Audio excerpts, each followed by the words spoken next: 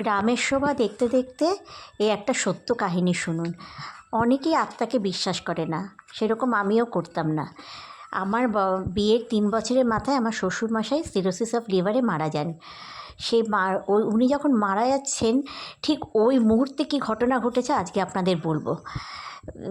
উনি cirrhosis of liver ওনার ধরা পড়ার 3 মাসের মাথায় উনি মারা গেছেন।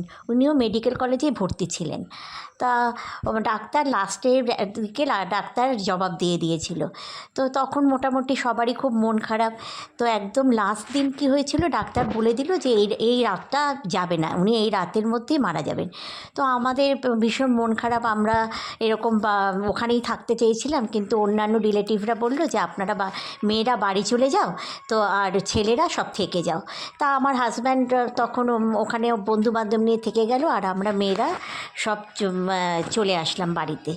তো পাশের বাড়ি থেকে আমাদের রান্না করে দিয়েছে, সেটা আমাদেরকে বলল তাড়াতাড়ি করে খেয়ে নিতে।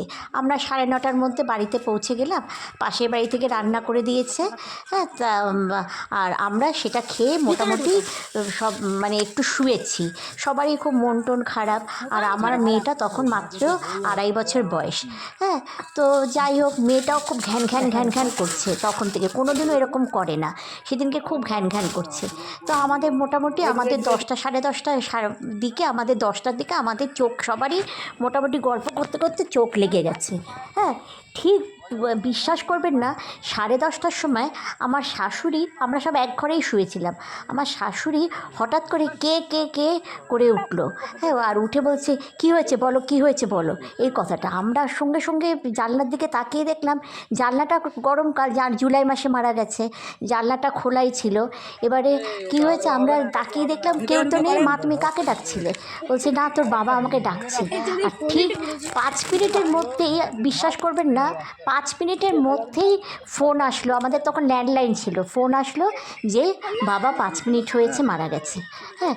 তো বিশ্বাস করুন, ওই যে আত্মাটা ওই সময় বেরিয়ে কিন্তু শাশুড়িকে বলে গেল যে আমি চলে যাচ্ছি। শাশুড়ি বলছে যে আমাকে স্পষ্ট করে বলল যে আমি শুনতে পেলাম যে আমি যাচ্ছি, এই কথাটা, হ্যাঁ। তাহলে এটাতে কি মনে হয় যে সত্যি আত্মা যখন চলে যায় তখন তাহলে প্রিয়জনকে জানিয়ে দেয়। আর আমার মেয়ে সমানে ঘ্যান ঘ্যান ঘ্যান ঘ্যান করে একটু ঘুমাচ্ছে একটু উঠছে সমানে। আর ঠিক যে ওই সময়টাই ওর শাশুড়ি ওরকম চিৎকার করে উঠলো, আর আমার মেয়ে ওরকম জোরে কেঁদে উঠলো। তাহলে আপনারা বলুন যে সত্যি কথাই যে আত্মা কিন্তু রয়েছে, আত্মা কিন্তু নশ্বর।